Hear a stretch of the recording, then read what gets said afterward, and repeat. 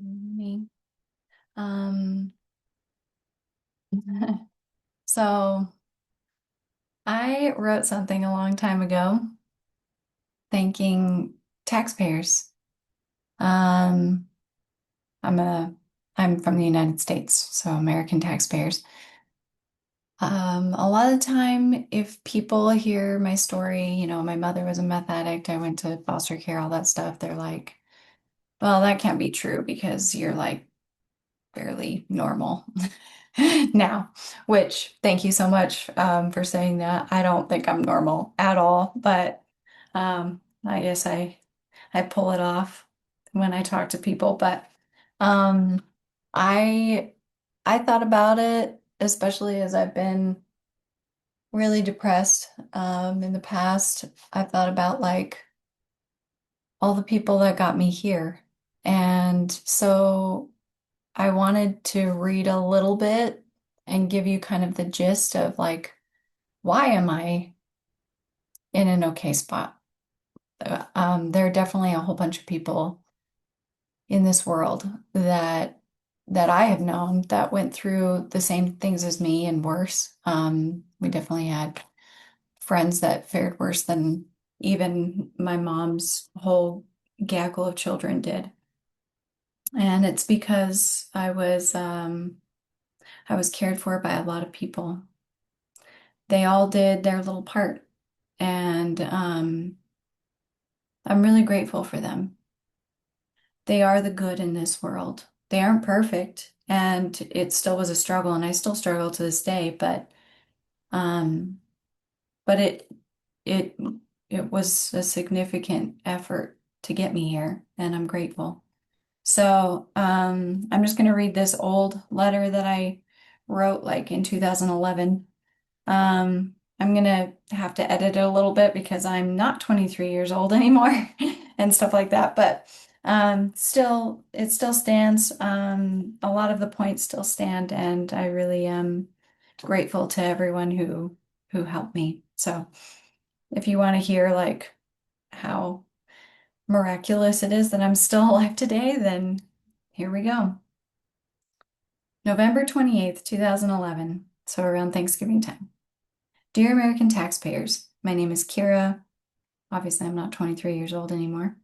I am the daughter of an uneducated, meth addicted, former sex worker who was the single mother of six children. Since 1987, you have supported me as you paid your taxes. You are the sole reason I'm alive today. I'm writing to thank you for it. I hope this message gets to you, and I do hope it does.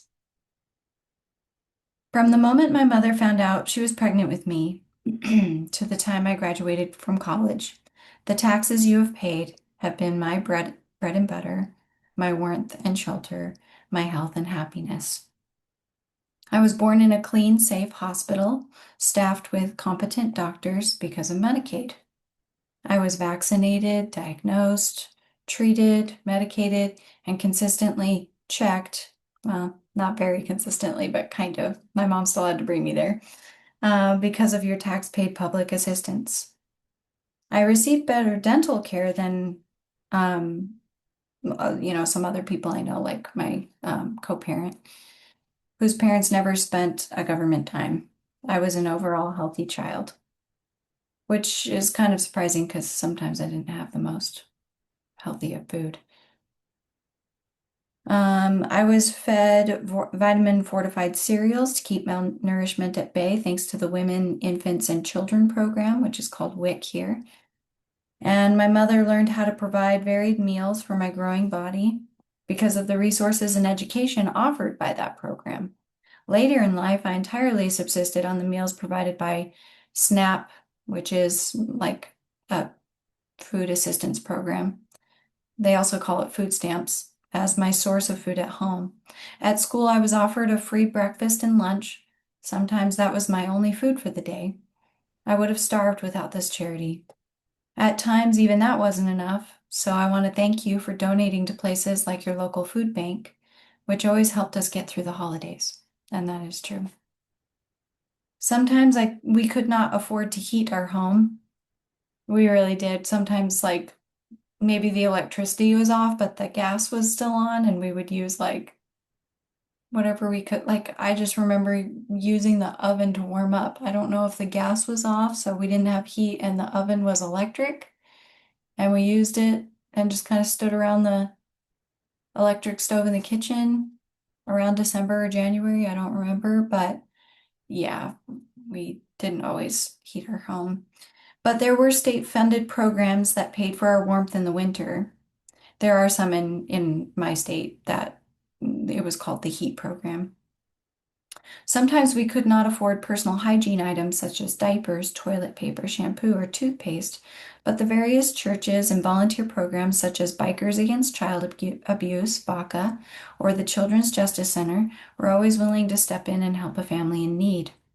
We have a Children's Justice Center here in my state of Utah. I still work with them to this day.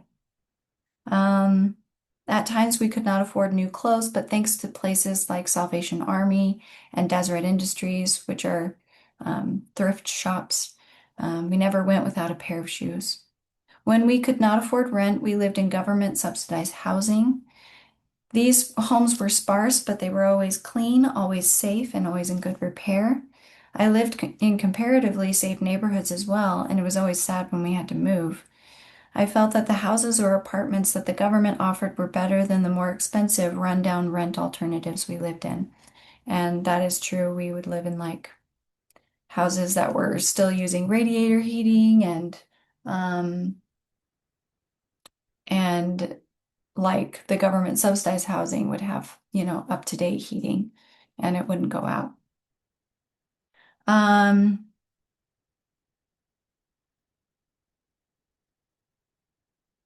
Sorry, someone was trying to call me.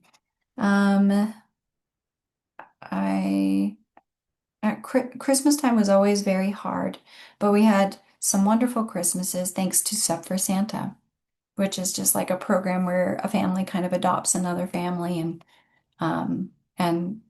buys some presents for the family and the children. Every year was a joy as we opened gifts piled under our Christmas tree. Santa really did exist. It really did feel like it because some years we didn't get the help, and I was like, hmm. I don't know if Santa is real because he's just as poor as my family is.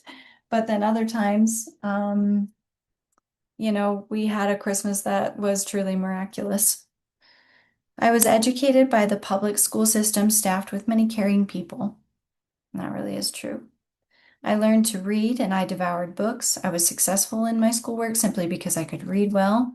And that is true. Like, when you move around a lot, I'm pretty sure I moved around like 28, 29 times in my childhood. I probably should count that to be sure. But I remember at least 28 or 29 times. Obviously, I missed a lot of school, but I was able to keep up because of reading.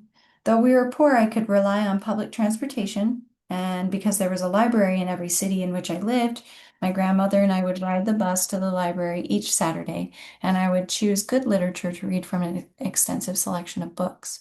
I was empowered by the ideas I consumed, and I was exposed to the idea of higher education, college, because of the characters in those books and because of the librarians I befriended.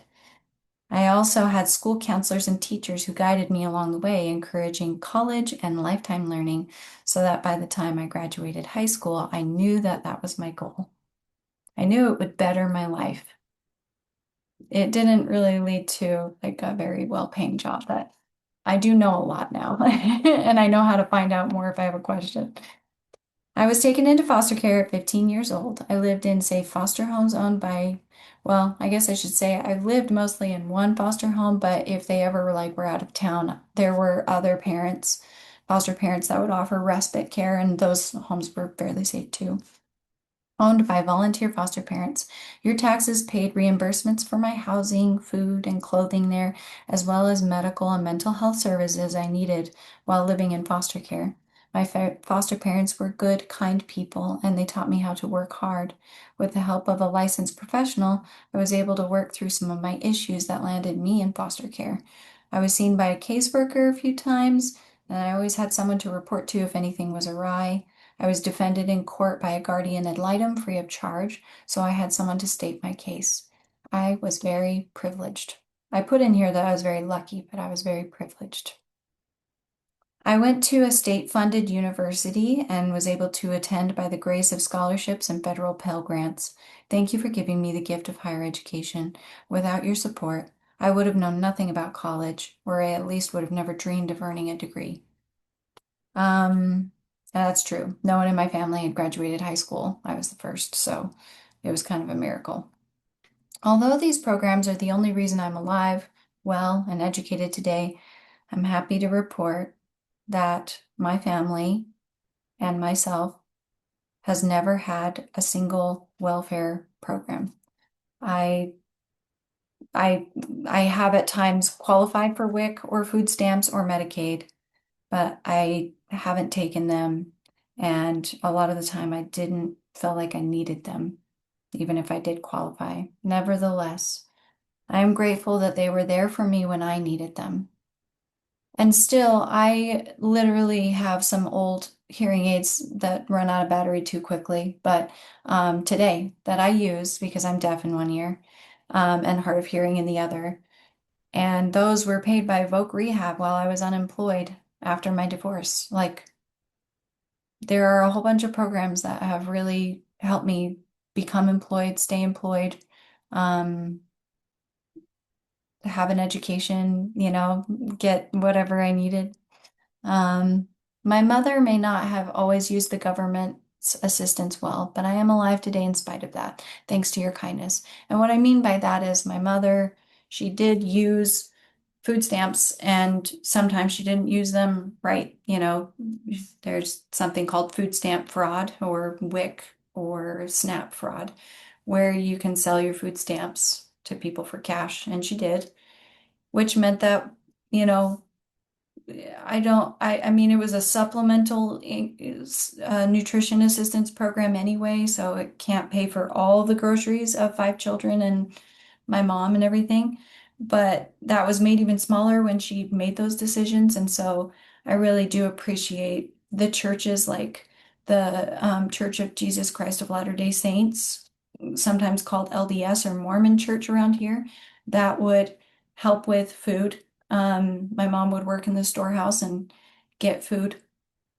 They also would sometimes pay for rent or Catholic community services. That's around here as well. We have a huge Catholic cathedral in Salt Lake and a huge Catholic population here in Utah. Um, I also had like little Baptist churches that would own little pantries. Our school had a food pantry. Um, the teachers would report abuse, the counselors would report abuse, the bishops of the Mormon church would report abuse. Until finally, when I ran away and there was enough reports of abuse, I was able to get out and get help.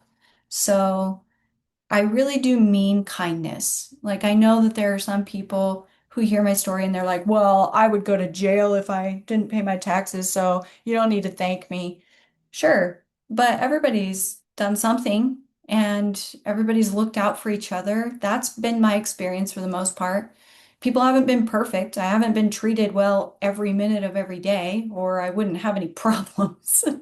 But for the most part, all these people are very, very good people that are giving their very best to the world to make it better than how they found it.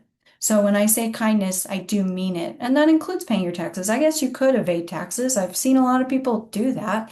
They say it on the internet all the time. I haven't paid taxes for 5 years. So yeah, you are helping me. You did help me. Um, And so this next part of my letter really is, I mean it. This is not a political thing. I'm truly saying thank you to my American village, to my United States village, for these kindnesses and for this effort. And a lot of people who get this assistance don't have the platform or the ability that I do to say thank you. So I would love to be one of the few that comes back to every taxpayer that I possibly can and say thank you. And that's what I say at the end of this. You may or may not approve of these programs. You may be Republican, Democrat, whatever else. We don't have to agree all the time, but you paid your taxes. You probably dropped spare change into the Salvation Army Santa's bucket at Christmas time. You probably donated old clothes every once in a while. You may have volunteered to be a sub for Santa for 1 year. You may have dropped a can or two in the food bank bin at the grocery store. You may show up at church and find some family. I mean, it's not in here, but you may show up at church every week and find some family that you know is struggling and offer a kind word and watch out for the children. Maybe you have a neighborhood and you look at those kids that are going outside without coats who seem to be begging for food a little bit too much, like I was, have way too many stray animals in their house or something. I'm here to say thank you. Oh, sorry. I need to say you probably did all these things never thinking that you would get a thank you, and you were not expecting one. That's just what good people do. But I am here to say thank you. Thank you from the bottom of my heart. Without this vital assistance, I would have not lived to be 23 or 37 or whatever it is. I would have died for lack of a vaccination. I would have died without oxygen at birth. I would have frozen in winter. I could have grown up malnourished or died in a filthy neighborhood. I could have been just another illiterate girl. But I'm not, because I was privileged enough to be born now, to be born in the United States. Yes, I'm a citizen and I enjoy those benefits, and it's a great privilege. And I'm grateful because sometimes I get down and this is just me editorializing, I get down, I have hard days. I still don't make like as much as a Costco worker does around here. I'm not kidding. I have a master's degree and I work a job and I make $6 less an hour than a Costco worker. I have a very tiny house and yeah, it's I haven't had health insurance as an adult for large periods of my life, like 5, 6 years. So yeah, it's been hard, but I do have like a metric ton of privilege too. I know I do. And that's why I want to say thank you. I am a free, college educated, vaccinated, perfectly healthy American woman. Oftentimes, those who receive these types of assistance do so without a way to say thanks, maybe without giving thanks, receiving money from a faceless establishment, and I know that these programs seem to only demand more. Those who pay into the system feel that it's an insatiable beast with no gratitude for the gift, and I agree, this problem, um, where kids are born and they are homeless, like I was, living on trailer park floors, having attics for parents, having medical issues, all that stuff. It might not get better alone just by having money thrown at the problem. So people who are upset about the insatiable beast that this might be are not wrong. It took a lot more than just these programs. It took a village, and I had that. I had teachers and school counselors. I had a foster family. I had like youth workers at church. I had leaders who in different churches who like watched over me. Um, I had neighbors and I had a grandmother that cared and was looking out for me. So it is a twofold problem that or a problem that needs a twofold answer of both resources but also community. And neither person who's criticized one or the other is wrong. But I'm here today because both were present, and it was barely enough, and life is still hard, but they were present. And we could do much to learn from all those people who give their best every day. The teachers, the churchgoers, the foster parents. Um, I am starting now with a thank you that is 23 years in the making, or in my case, 37 years in the making. Thank you for the gift of life.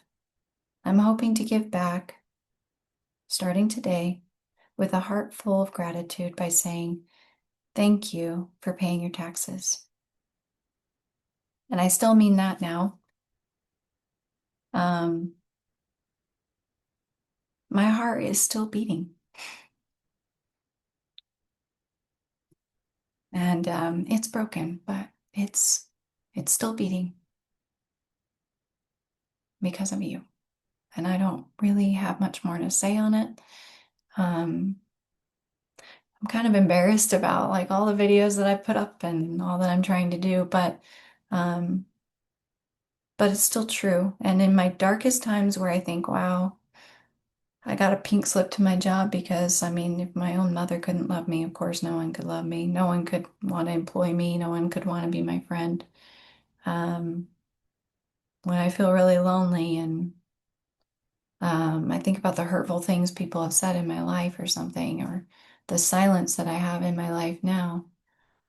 Um, I try to remember that, yeah, it sucks that I didn't have a mom and didn't have a dad,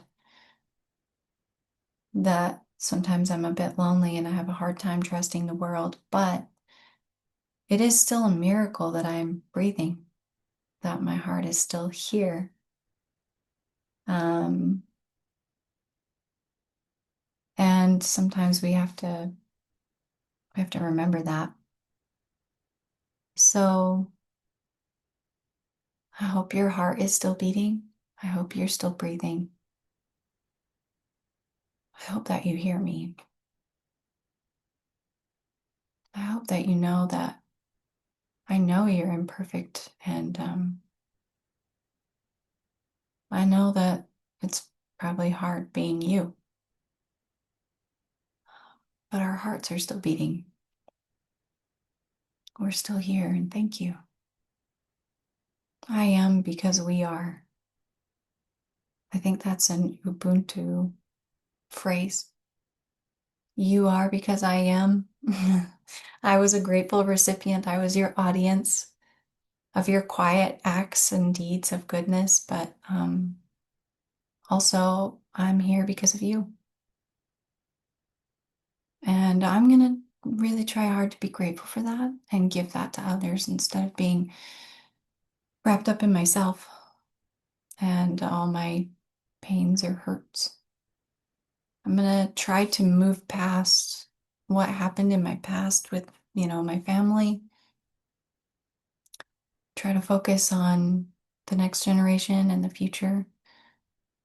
But I really worked hard. I really did. I know that it doesn't seem like I'm all that sane or all that good sometimes, but I really worked hard to work through my past and my issues so that I can be a present and engaged village member today. So thank you for showing up for me, and I hope now that I can show up for you. Maybe just starting with saying thanks. Have a good day.